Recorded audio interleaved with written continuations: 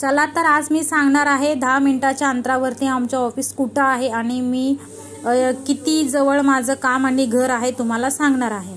आणि काही लोक म्हणतात नाही बाई पुण्यात काम करणं हा खूप अवघड आहे कारण येण्या जाण्यामध्येच अर्धा पैसा जातो।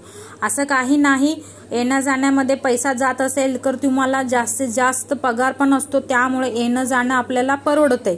आणि माझा तर 1 रुपया पण खर्च होत नाही, आमचा आहोचा पण खर्च होत नाही कारण त्यांच्याकडे ऑफिस करणं पेट्रोलचे पैसे देतात, त्यामुळे आम्ही दोघं निवांत जातो आणि निवांत येतो, आमचा खर्चच काही नाही। आमच्या ऑफिसला जाताना हे सर्व म्हणजे जवळच आहे आणि आम्ही गणपती बाप्पाला कंपल्सरी पाय पडून निघतो ऑफिसला। आणि जर तुम्ही पुण्यात काम करत असेल तर तुम्ही ज्या एरियामध्ये राहता त्या एरियामध्येच तुमचं घर आणि ऑफिस बघा। असं काही नाही भेटत नाही, शोधला तर देव पण भेटतो, पण असं आहे जर तुमचा प्रयत्न प्रामाणिक असेल तर तुम्हाला भेटणार नक्की।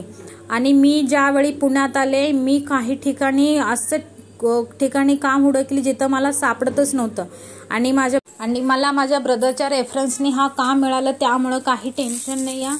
आणि मी निघाले माझ्या ऑफिसला आणि तुम्हाला बघा माझं रूट किती 10 मिनिटाचं होतं ते तुम्हाला दाखवलेलंच आहे। आणि आमच्या ऑफिस जवळच आलेलं आहे आणि 1 रुपया पण न खर्च। आता आम्ही जिथं राहते तिथं मेट्रो पण आहे आणि बसचं पण व्यवस्था आहे आणि ऑटोचं पण व्यवस्था आहे। मी जाताना गाडीवर जाते किंवा कधी कधी चालत पण जाते आणि येताना मात्र मी कंपल्सरी चालतच येते कारण 10 मिनिटाच्या अंतरावरती आहे म्हणून मला काही टेन्शन नाही। आणि इथंच आमचं आहोचं खाली ऑफिस होतं, तुम्हाला बघितलं त्या मावशी जिथं काम करतात तिचं।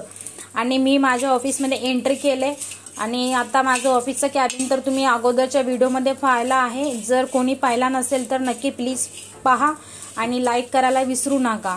आणि मी माझ्या ऑफिसच्या कॅबिनमध्ये आले आणि स्टार्ट आल्या माझं कामाचं सुरुवात असतो, पाय पडून लॅपटॉपला चालू करायचं। त्यानंतर आमचं डेली टार्गेट असतो म्हणजे आज काय काम करायचं काय नाही ते अगोदर लिस्ट बनवावं लागते की आपल्याला काय काय कामं बनवायचे, ते मी काम सुरुवात करत होते। लॅपटॉप तर मात्र उशीर चालू होतो। आणि हा छोटासा व्हिडिओ तुम्हाला कसं वाटलं सांगा, लाईक शेअर सबस्क्राईब करायला विसरू नका आणि पूर्ण व्हिडिओ पहा, काय चुकलं असेल तर कमेंट करून सांगा।